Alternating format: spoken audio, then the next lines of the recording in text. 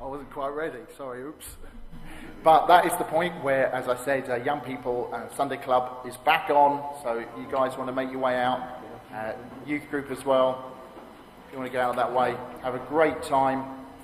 Yeah, it's okay, you can go. Yeah, Debbie's all ready. Francesca set it all up. It's wonderful each week to just see momentum just slowly, slightly building, more people coming. It's wonderful. So, bye guys.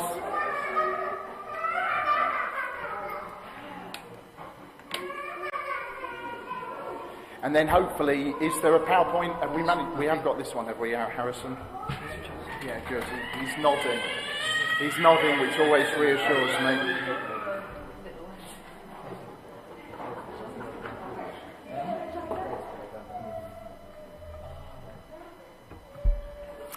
So that passage from Isaiah we're going to be thinking through.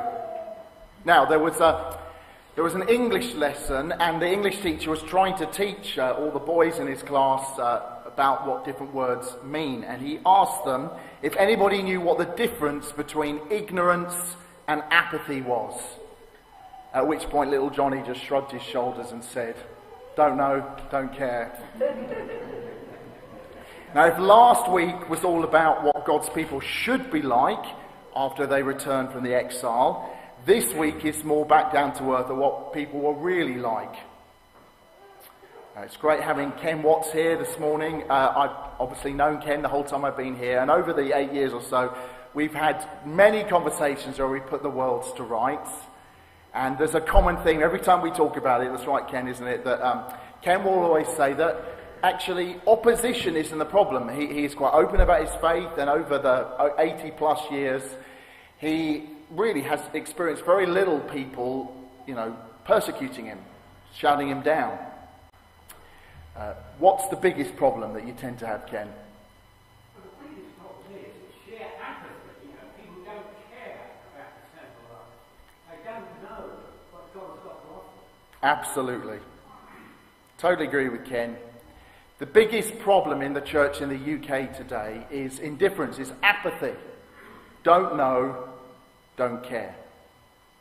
And if so, Isaiah diagnoses that problem right here in this passage this morning, and he gives us the antidote too. In the end of chapter 56, the first half of chapter 57, he gives us two factors that cause spiritual apathy in the first place. They're not the only factors, but they're two common factors that cause spiritual apathy.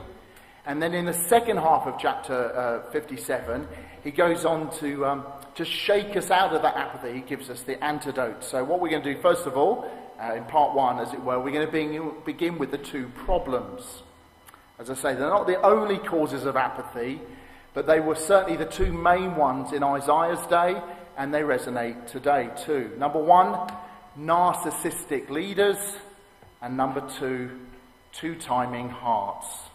So, let's begin with the narcissistic leaders. If you could move on to the next slide, Harrison, please. See, a narcissist is someone who is in love with themselves. Give just at random one example. The people we see here in Isaiah's day are apathetic and ignorant because their leaders are ignorant and self-serving. Verse 10, they have just one job to do, and they can't even do that. Israel's watchmen are blind. They all lack knowledge. They are mute dogs. They cannot bark. They lie around and dream. They love to sleep. Isaiah's basically saying to the leaders of Israel, you had one job to do, and you didn't do that. A bit like a lookout who's blind. Now, of course, blind people can do all sorts of things, but the one thing a blind person can't do, the one role they can't perform, is to be a watchman, a lookout. It's like a guard dog who doesn't bark when people are trying to break into the house.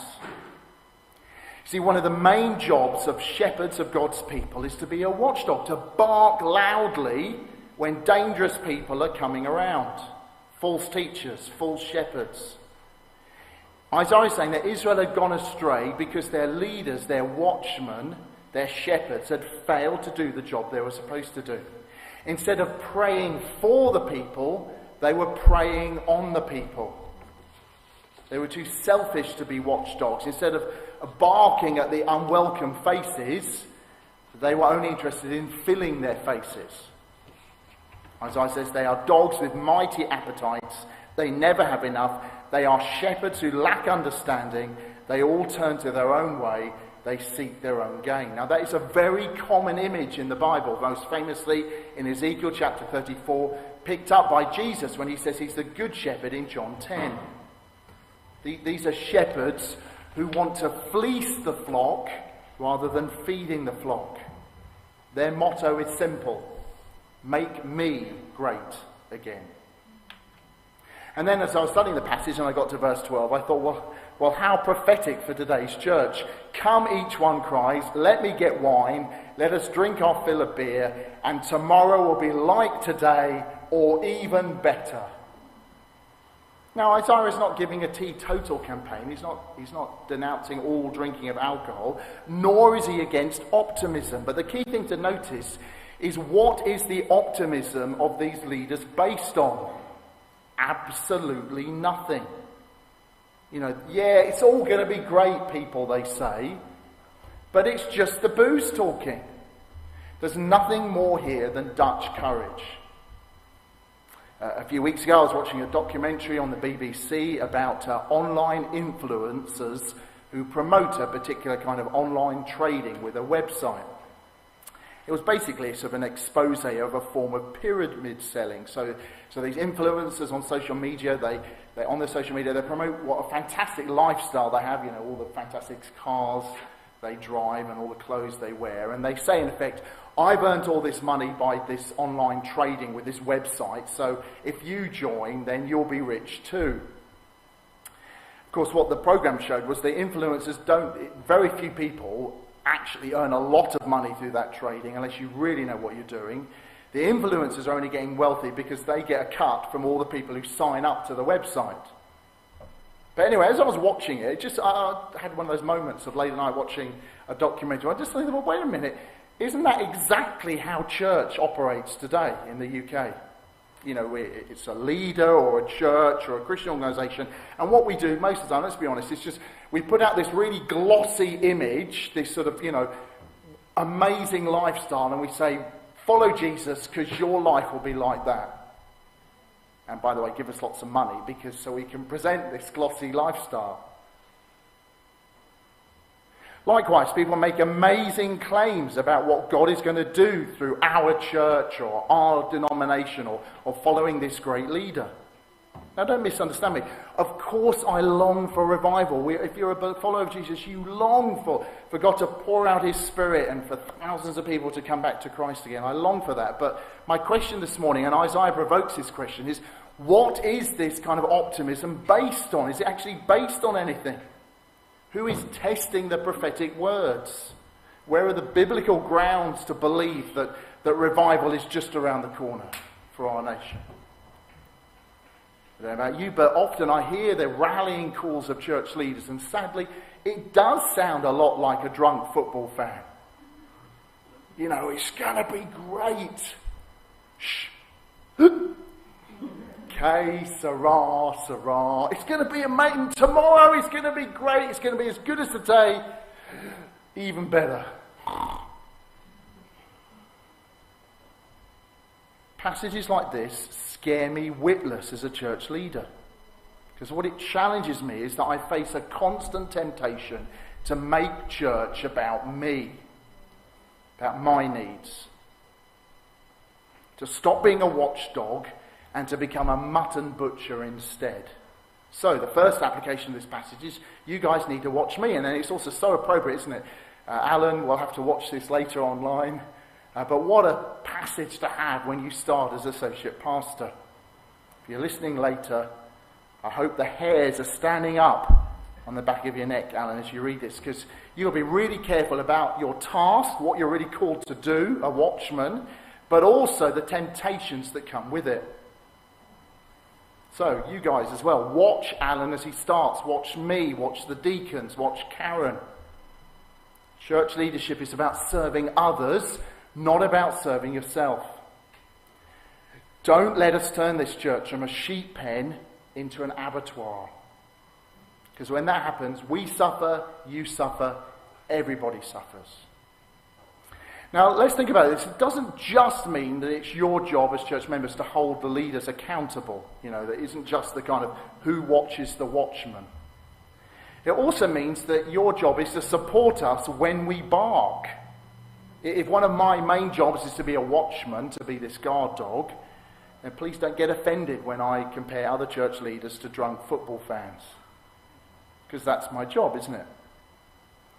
But the bigger question here, which the church, particularly in the West, has got to wrestle is, why do we keep doing this? Why do we keep appointing narcissistic leaders? Men who are just so in love with themselves. Well, the answer is pretty obvious, isn't it? It's because in church, we want the people at the front to be like looking in a mirror, don't we? See, if we appoint leaders who say, it's all about me, then that justifies me in my life saying, well, it's all about me too. Surprise. And so to misquote Carly Simon in her song, "You're so vain, you probably think this psalm is about you." It's the first problem. It's what leads to apathy and turning away from the Lord is spoiled leadership, narcissistic leaders. But that then moves us on to the second half, the first half rather, of chapter 57. That kind of leadership then produces two timing hearts. If myself and Alan were feeling the heat earlier on, and now it's your turn to be in the spotlight. When we only care about ourselves, what happens is we don't really care about other people. Isaiah says, the righteous perish, and no one takes it to heart. The devout are taken away, and no one understands that the righteous are taken away to be spared from evil. Those who walk uprightly enter into peace. They find rest as they die in death. Now, there is some comfort there, isn't there? See, I don't know about you, but maybe we frequently talk about when we lose loved ones, when loved ones die in the Lord, sometimes we say they've been snatched cruelly away from us, don't we? It's interesting, Isaiah doesn't use that kind of terminology. Literally, he says the righteous are gathered away to be spared from evil. Gathered away, the same word we saw at the beginning of chapter 56, where the Lord gathers in this unusual way. Well, he gathers some away to spare them from evil. We trust in a God who's not surprised by evil. And he's as we saw last week, he's always out there gathering his people to himself. And so that means that when loved ones die in the Lord, our loss is their gain. And that they are actually being spared from something. And if we love them, then of course we want them to be spared from this evil and find rest. But Isaiah says that the self-obsessed don't notice that. A narcissistic culture becomes an apathetic culture because we're not really committed to anything. The way Isaiah describes it, very colourful language, isn't it? In verses 3 to 10, Isaiah calls them a family of adulterers and prostitutes. Now, he doesn't mean that literally. What he's saying is a spiritual metaphor, isn't it? He's saying that the people of God are pathologically incapable of remaining faithful to the Lord. He's saying that it's like a husband who just keeps on having affair after affair after affair. Isaiah's saying that the people of God, they're just like that. Now notice, it's not that they've stopped following the Lord. They just keep being unfaithful to him. Just like today, isn't it? I won't be... 2021, at some point this year, the census will be coming out, and we'll find out how many people in this country identify as Christians, and I don't know, I'm guessing, let's say, I reckon it's going to be about 55%, so still a majority. But we all know that's not really true, as in, not all of those people really follow the Lord. Well, it was the same in Isaiah's day. It wasn't that they stopped going to church. It wasn't that they converted to atheism or Islam or something. It wasn't like they divorced God and then married another God. No, they just wouldn't commit to anything. So they turned up at church, but then they did what they wanted during the week, and it all just flowed, didn't it?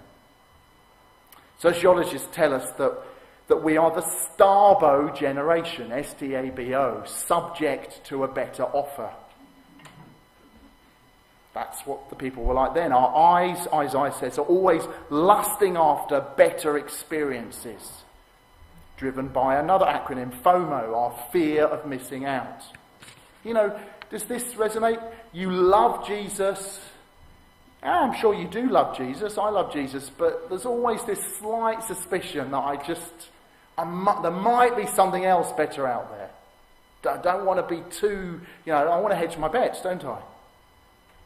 Maybe I've been had. So, as Isaiah puts it, we flirt with the horoscope behind our doors. It's only a bit of fun. It's not like we kissed or anything. Okay, maybe I did flirt a bit with my old Hindu traditions. But it was just a one-night stand. It didn't mean anything. Isaiah says it did. When you do those things, you forsake the Lord, because he wants your heart committed to him alone. Now, what is so scary about this behaviour is that something Isaiah says that we just drift into. Yes, I have met some people who have very dramatic sort of deconversion stories. They were a Christian and just suddenly they're not, but that's quite rare. Marriages often end when couples just imperceptibly drift apart. Well, so it is with our commitment to the Lord. Verse 11. Whom have you so dreaded and feared that you've not been true to me, and have neither remembered me nor taken this to heart? Now the question expects a negative reply. In other words, Isaiah is saying it wasn't as if you were sort of happily following the Lord, and then suddenly, Zeus, or let's say, suddenly Zeus appeared, amazing Zeus with his lightning bolts and his bulging muscles, and you were like, oh, Zeus, you're so amazing, I'm going to follow you now instead of God. Isaiah is saying it wasn't like that. You just drifted apart. And maybe that's been your experience under lockdown. Is it not because I have long been silent that you do not fear me? That we've just stopped listening to God. They had done that. They'd stopped. They just drifted. They just got out of the habit of reading the Torah, listening to the prophets. Now, how scary is that? Think about that for a moment. How scary? I hope it's scary to you, the idea that God can become silent. But notice, he doesn't become silent here because he stops talking. He becomes silent because we stop listening. Now, any married couple will know that dynamic. Research has shown that women speak twice as many words in their marriage as their husbands. Oh, to be fair, that's because they have to say everything twice. Now, that's not funny, though, when we talk about God, is it? Are you in that stage where you're just drifting away from him? Don't read your Bible anymore. Spiritual date night, it just kind of fizzled out. Because it's the catch-22, isn't it? Same with relationships. If habits like going out once a week or an annual holiday, all those kind of things, if they are pointless, if there's no relationship in the first place, that's true. It's also true that relationships only grow and stay together because of those kind of rituals. So the ritual doesn't make the relationship, but you have to keep doing those things and keep investing in the relationship for it to flourish, don't you? Verse 12, I will expose your righteousness and your works, and they will not benefit you. Keeping the Sabbath, going to church, reading the Bible, they won't benefit you if they're just rituals, if they're just things you do. And there's actually, if you're honest, the real relationship with the Lord went years ago. It just kind of faded away. Isaiah would put it, you need to fear the Lord. When you cry out for help, let your collection of idols or your self-help books save you. The wind will carry all of them off, a mere breath will blow them away. Now, what Isaiah says, instead of this sort of two-timing heart that just won't really commit to anything, instead, we need to put our refuge, our trust of our hearts in the Lord. There's loyalty here. The one who trusts in the Lord is not two-timing, because they're loyal to the Lord. They've made that covenant promise to follow the Lord. Now, the band are going to get ready, because they're going to lead us in a song in a moment to respond. And I know a lot of modern songs can be a little bit kind of Jesus is my boyfriend-ish.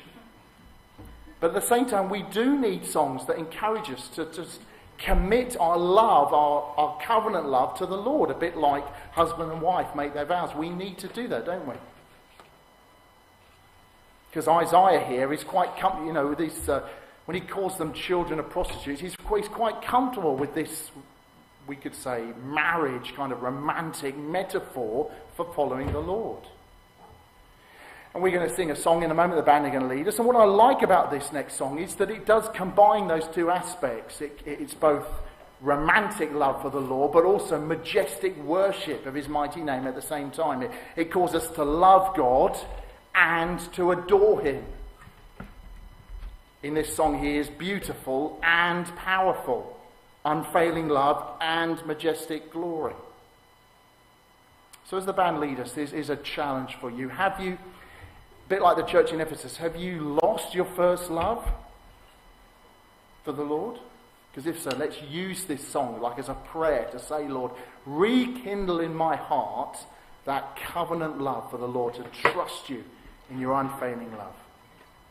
So let's use this song as a kind of a prayer, partway through the service, just to respond to God's word. So thanks, guys. Do you want to lead us? And let's all stand. That's great. Thanks, Karen. So back, as Karen has just introduced, what we're going to do now, and there's one more PowerPoint, thanks, Harrison, is just look at the answer, the antidote. So we get to the comfort bit. This is the good bit now. We've been challenged by the problems. And now what's the answer? What's the antidote to narcissistic leaders and two-timing hearts? Well, here it is. What we need instead are contrite hearts.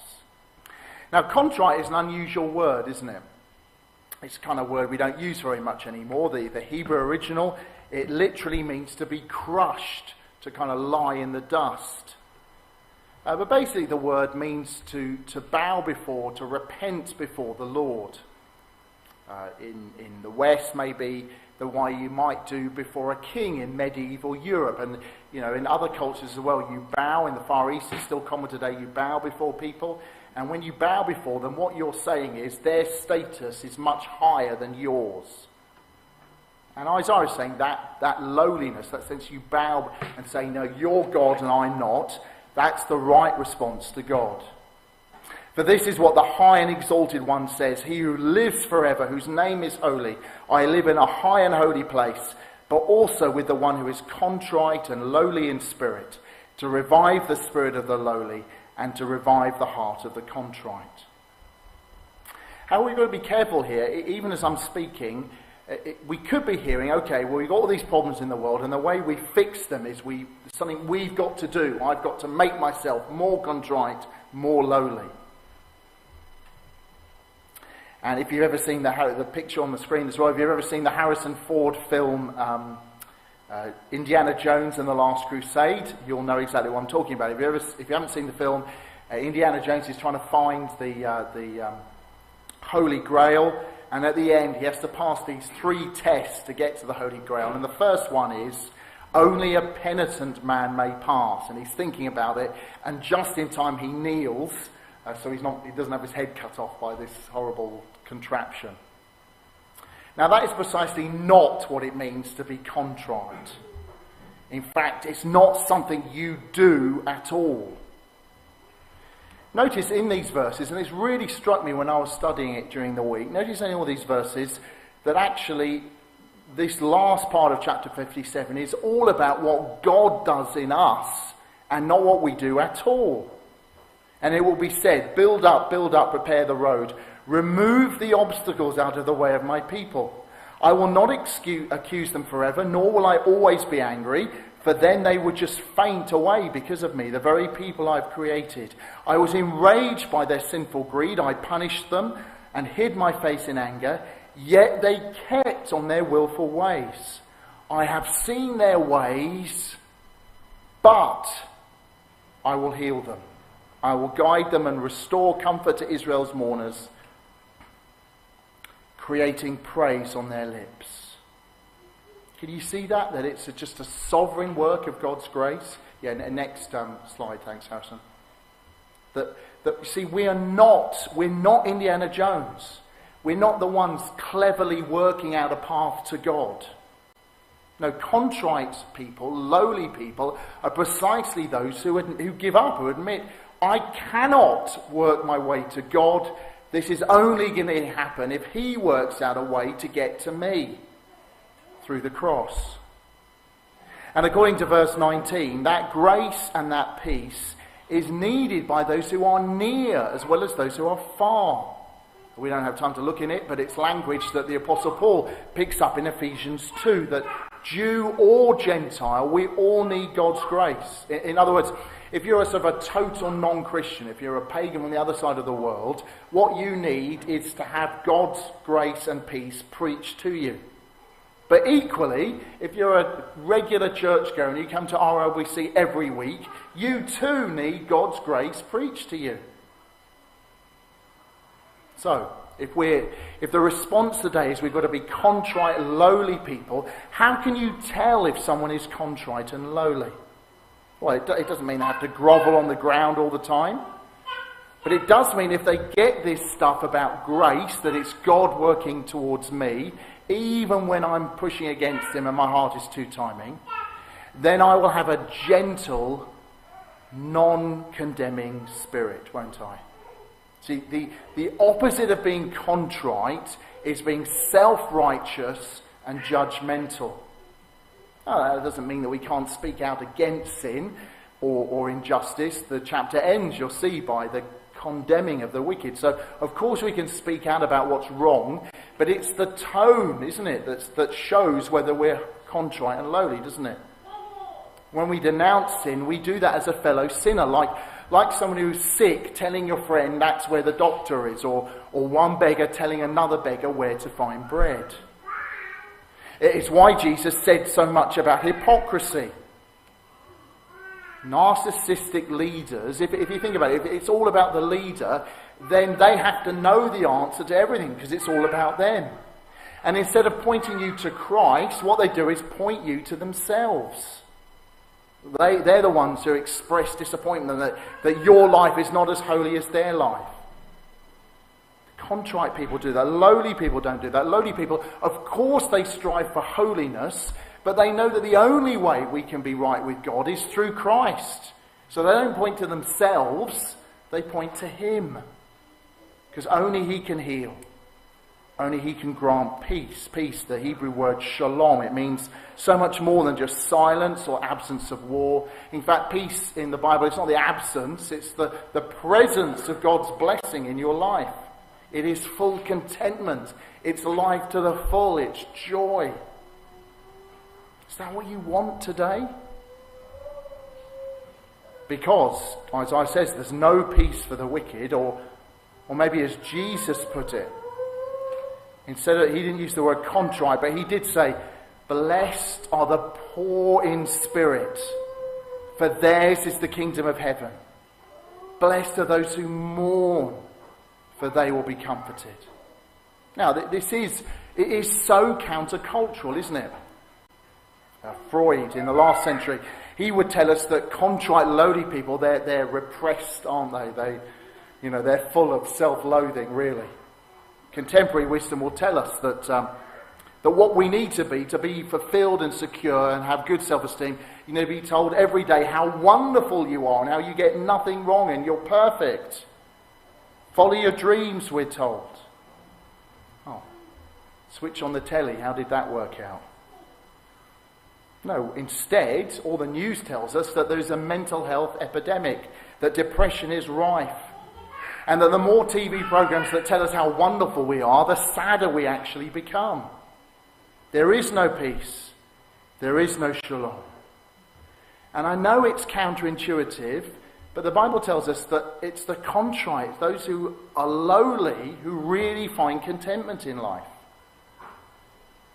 Back in May, researchers from UCL, University College London, they launched the Happiness Project, a research app that's going to tell us how we can be happy. Well, the first thing they found out is easy step towards happiness is lower your expectations. Likewise, research has showed us that human beings regularly overestimate how good they are. In fact, they've even got a name for it, the Dunning-Kruger effect. We all think that we are better than we are. Now, you can take that two ways. Apathy is the more common response, just don't know, don't care. It's a kind of a lame way of protecting yourself from getting hurt. But alternatively, Isaiah points us to the true peace, real contentment that is only found in Jesus Christ. Isaiah 57 is basically the gospel in a nutshell. Be contrite, give up trusting in yourself, and trust in Jesus. Take refuge in him, and you'll find real peace in this life. Admit that your only hope is in God. Take refuge in the death and resurrection of Jesus, the suffering servant.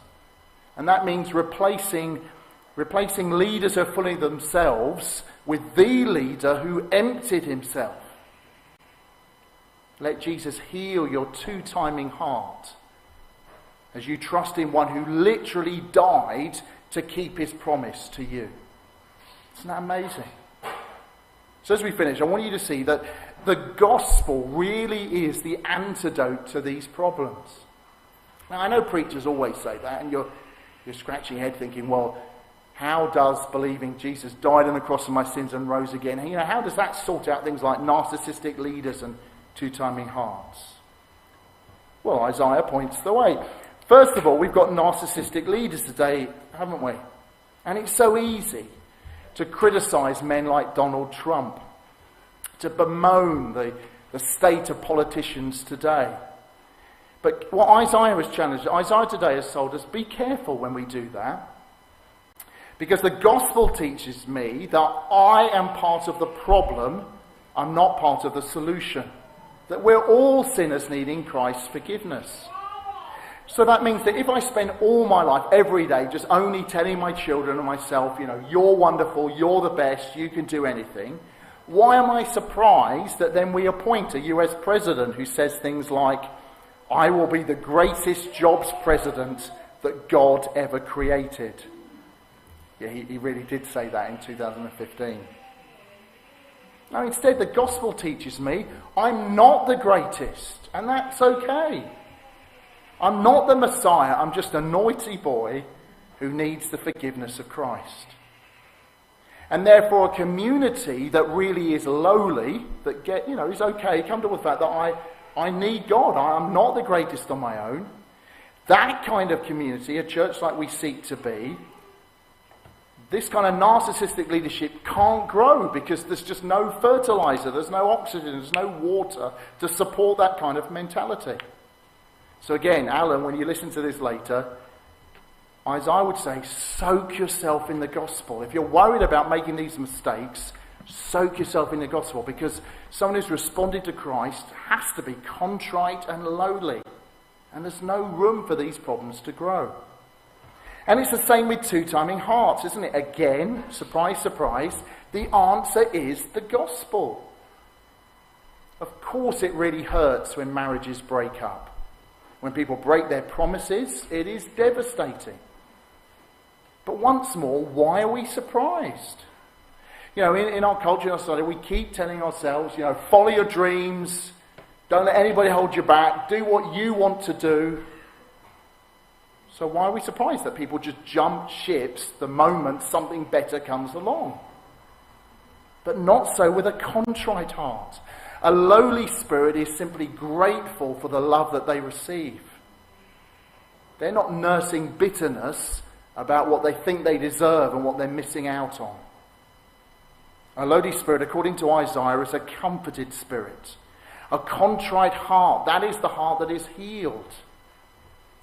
Peace and contentment is what we need from the one who does know and does care. Remember that verse from earlier on in the passage? For this is what the high and exalted one says, he who lives forever, whose name is holy. I live in a high and holy place, but also with the one who is contrite and lowly in spirit, to revive the spirit of the lowly and to revive the heart of the contrite. That is what it means to have a contrite heart and a lowly spirit. It's not that I spend all my time thinking about how tiny I am and how sinful I am. It's not I spend every day going, woe is me. But rather, I spend all my day focusing on how great God is and how amazing and holy and wonderful he is. So what we're going to do, a bit like we did earlier, we're now going to finish our service by singing a song. If the band want to get ready, let's reorientate our hearts by singing about God and not about ourselves. Because that, Isaiah says, is how hearts are mended. When we bow at the foot of the cross. When we realise, Lord, it's all about you. It's not about me. It's all about you. And we say, my God, that is who you are. So thanks, guys. Please stand. Let's sing this song to respond.